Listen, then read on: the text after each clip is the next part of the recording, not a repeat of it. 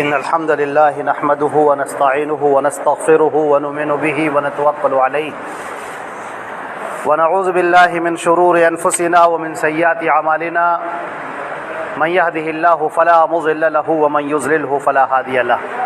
وأشهد أن لا إله إلا الله وأشهد أن محمدا عبده ورسوله أما بعد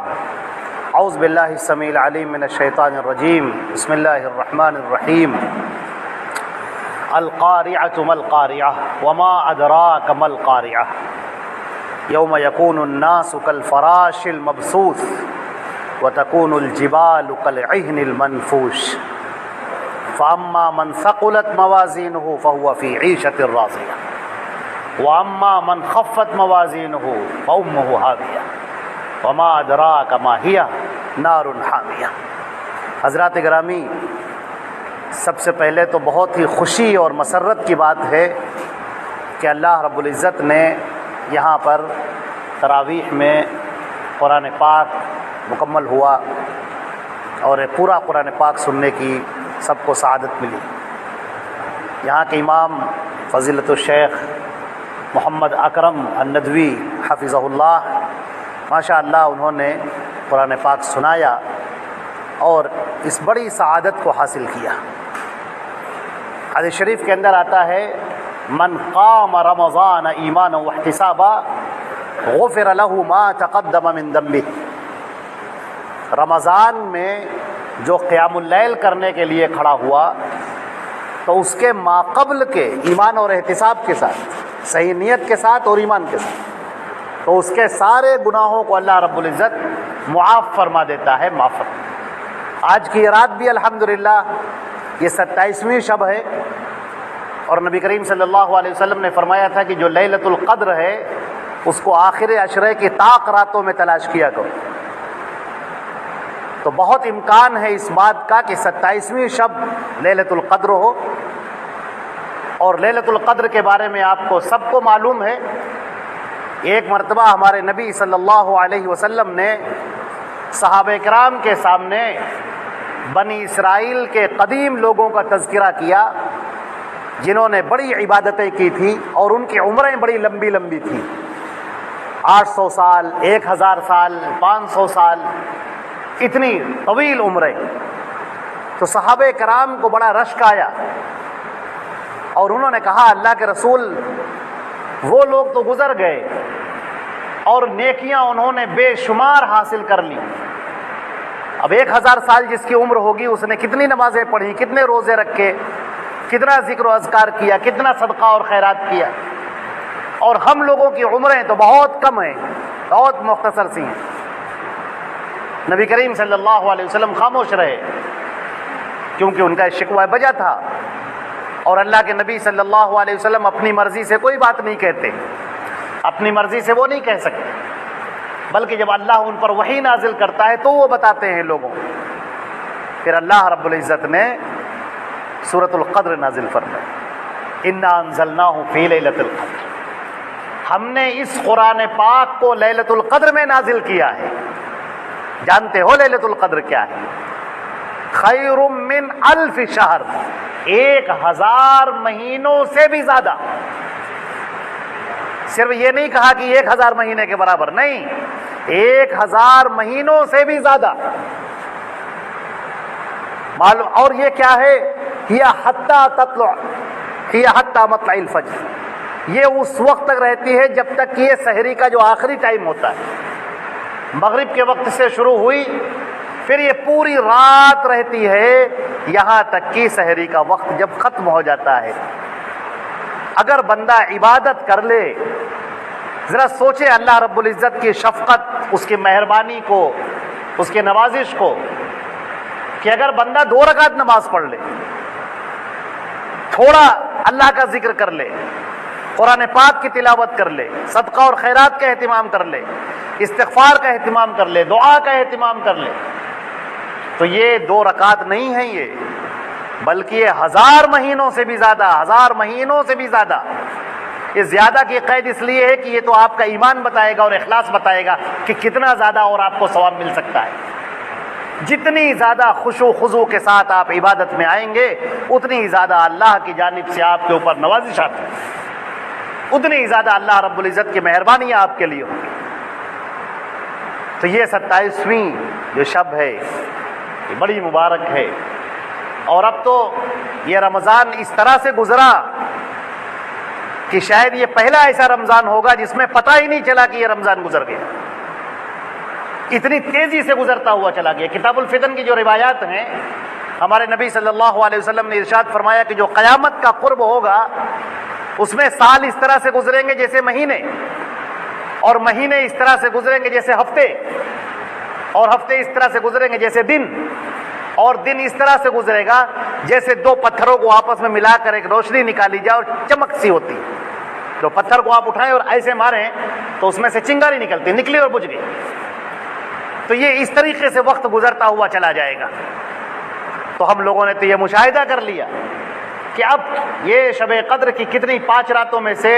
21ویں 23ویں 25ویں راتیں گزر گئی، اب یہ 2 بچی، ایک یہ بچی ہے اور ایک 29ویں بچی ہے، صرف یہ 2 راتیں بچی۔ ان 2 راتوں کے اندر اگر اہتمام کر لیا جائے عبادتوں کا، شیطان ہمیں غافل نہ کرے اور اہتمام کر لیں، تو یہ بہت بڑی سعادت اور بہت بڑی نیکی ہوگی جو ہم نے حاصل کی۔ اللہ رب العزت نے قرآن پاک کے اندر جو بات ارشاد فرمائی کہ القاریہ، وہ بہت ہی گھڑ گھڑانے والی چیز، القاریہ، جانتے ہو کیا ہے گھڑ گھڑانے والی چیز؟ وما ادراک ما، تم کیا جانو کیا ہے وہ؟ تم تو اس کا اندازہ بھی نہیں لگا سکتے، تم تو ابھی یہاں بیٹھ کر سوچ بھی نہیں سکتے کہ کیا ہوگا، ابھی تو بڑے عیش و آرام میں ہو، بڑی امید اور اطمینان میں ہو،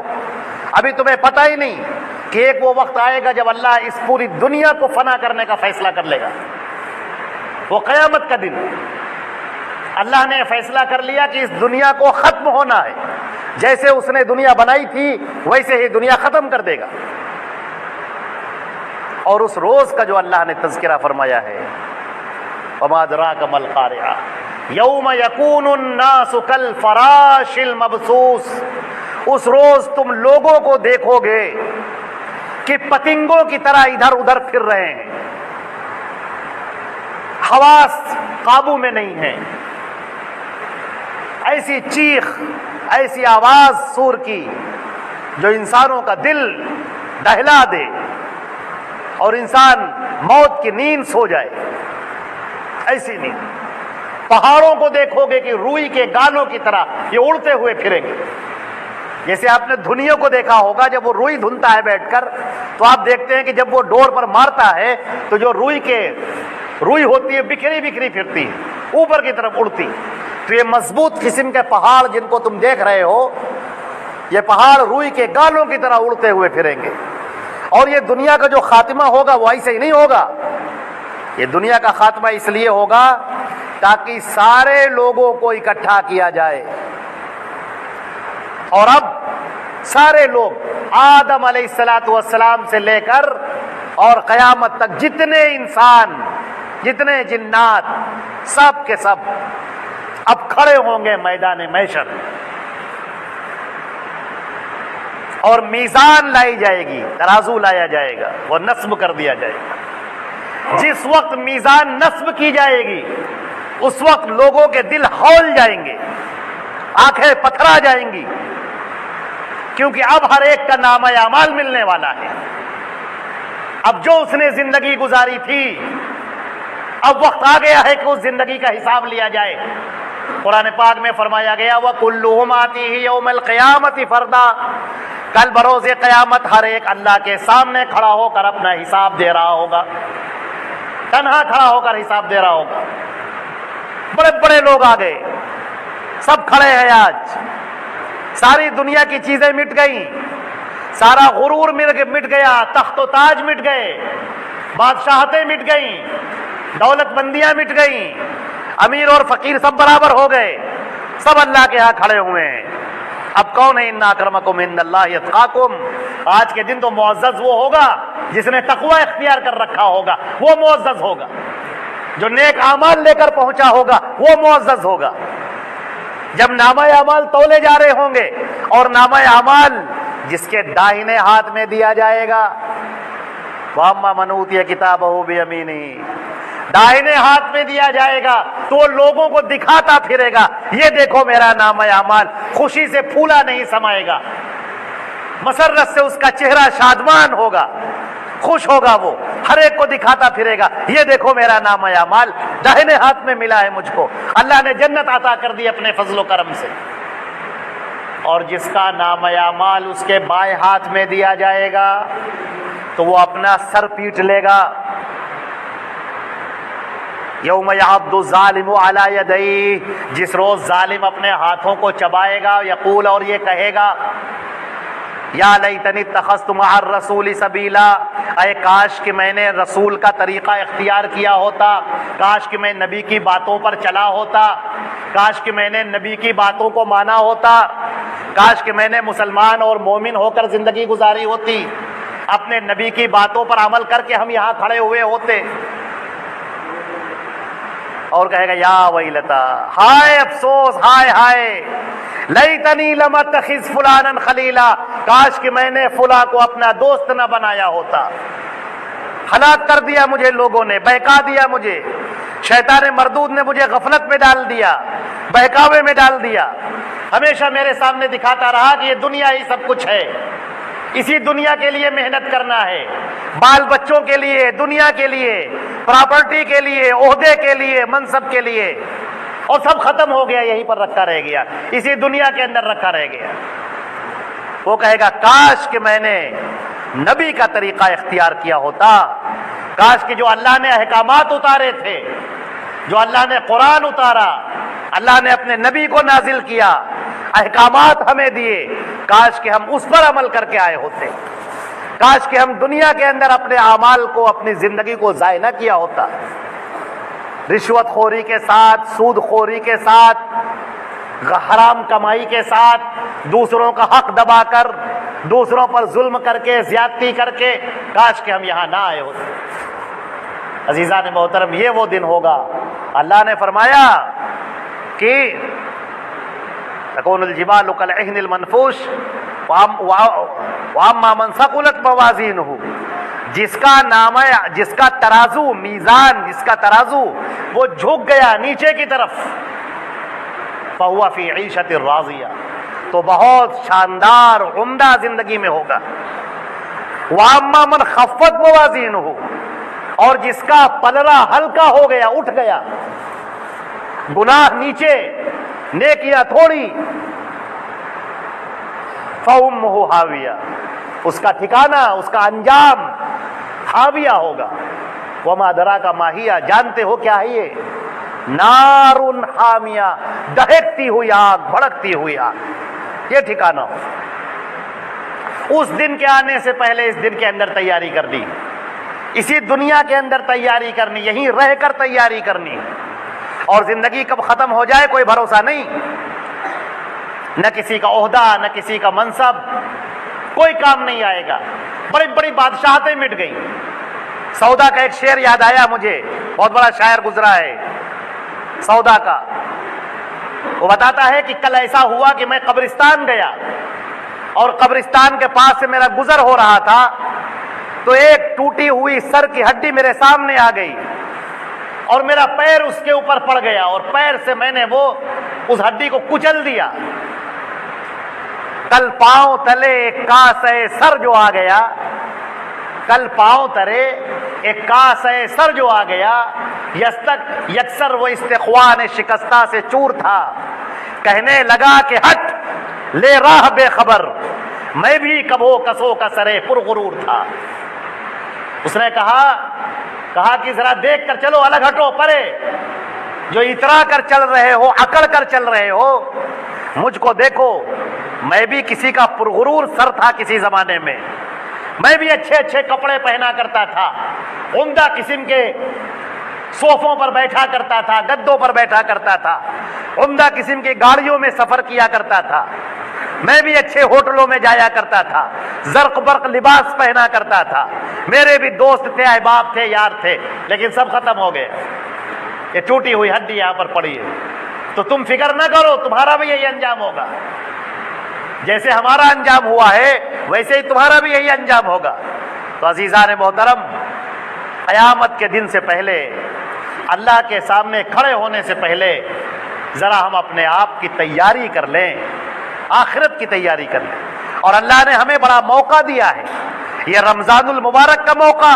اور اس کے بعد یہ لیلۃ القدر کا موقع، یہ اللہ نے ہمیں دیا ہے کہ ہم نیکیاں کما لیں، نیکیوں کو حاصل کر لیں۔ اور اگر بندہ اس سے بھی غافل رہ جائے اور سوتے ہوئے اپنی رات گزار دے اور پھر وہی غفلت کی چادر تان کر سو جائے تو اس نے کسی کا نقصان نہ کیا سوائے یہ کہ اس نے اپنا نقصان کیا۔ اللہ رب العزت نے ہمارے لیے قرآن اتارا، آج ہم قرآن پاک سے غافل ہیں۔ قرآن پاک میں کیا لکھا ہے ہمیں نہیں پتا۔ قرآن پاک سورۃ الفاتحہ پڑھی گئی نماز میں، ہر نماز میں پڑھتے ہیں، فرض میں، سنت میں، نفل میں، وتر میں، سب میں پڑھتے ہیں۔ سورۃ الفاتحہ کا مطلب نہیں پتا، وہ سورتیں جو ہم دہراتے ہیں سورتوں کا مطلب نہیں پتا۔ سبحان ربی الاعلیٰ کہتے ہیں، سبحان ربی الاعلیٰ کا معنی نہیں معلوم۔ سبحان ربی العظیم کہتے ہیں، معنی نہیں معلوم۔ اتحیات پڑھتے ہیں، درود شریف پڑھتے ہیں، معنی نہیں پتا۔ اللہ کے پیارے نبی صلی اللہ علیہ وسلم نے 23 سال تک پتھر کھا کھا کے مصیبتیں برداشت کر کے دین ہم تک پہنچایا، صحابہ کرام نے اس کو محفوظ کیا، صحیح احادیث کی شکل میں آج ہمارے سامنے موجود ہے۔ آج ہمیں توفیق نہیں ہوتی کہ اس کو پڑھیں۔ موٹی موٹی ناولیں پڑھنے کا ٹائم ہے، اتنی موٹی موٹی کتابیں پڑھنے کا ٹائم ہے، اخبارات پڑھنے کا پورا ٹائم ہے، لیکن نہیں ٹائم ہے تو قرآن پاک کو پڑھنے کا ٹائم نہیں ہے، اس کو سمجھنے کا ٹائم نہیں ہے، حدیثوں کو پڑھنے کا ٹائم نہیں ہے، اس کو سمجھنے کا ٹائم نہیں ہے،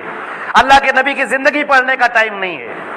اپنے نبی کی زندگی سے ہم نہ واقف، صحابہ کرام کی زندگی سے ہم نہ واقف، محدثین اعظام کی زندگی سے ہم نہ واقف۔ اللہ نے کیا پیغام بھیجا ہے ہمیں نہیں پتا، اللہ کے نبی نے کیا پیغام دیا ہمیں نہیں پتا، صحابہ کرام کی زندگیاں کیسی تھی ہمیں نہیں پتا، محدثین اعظام کی زندگیاں کیسی تھی، کیسے تقوی والی زندگی تھی ہمیں نہیں پتا۔ عزیزان محترم، غفلت کی اس چادر کو چاک کرنا ہوگا اور بلکہ غفلت کی اس نیند سے بیدار ہونا ہوگا اور اپنی زندگی کا حساب لے کر آگے چلنا ہوگا۔ قیمت غم حیات کی تو دام دام لے، یعنی بہار ہو یا خزاں سب سے کام لے۔ زندگی کا ایک ایک قطرہ اس کا ہمیں حساب دینا ہے۔ وَأَمَّا مَنْ خَافَ مَقَامَ رَبِّهِ، جو اپنے رب کے سامنے کھڑا ہونے سے ڈرا اور اپنے دل کو خواہشات نفس سے روکا، فَإِنَّ الْجَنَّةَ هِيَ الْمَأْوَىٰ، جنت اس کا ٹھکانہ ہوگا۔ میرے بھائیو، اللہ رب العزت ہم کو اور آپ کو عمل کرنے کی توفیق عطا فرمائے۔ یہ چند باتیں آپ کے سامنے کہی گئی ہیں، اللہ تعالی ہم کو عمل کرنے کی توفیق عطا فرمائے، اس بیٹھنے کو کہنے سننے کو قبول فرمائے۔ وآخر دعوانا الحمدللہ رب العالمین، والسلام علیکم ورحمۃ اللہ وبرکاتہ۔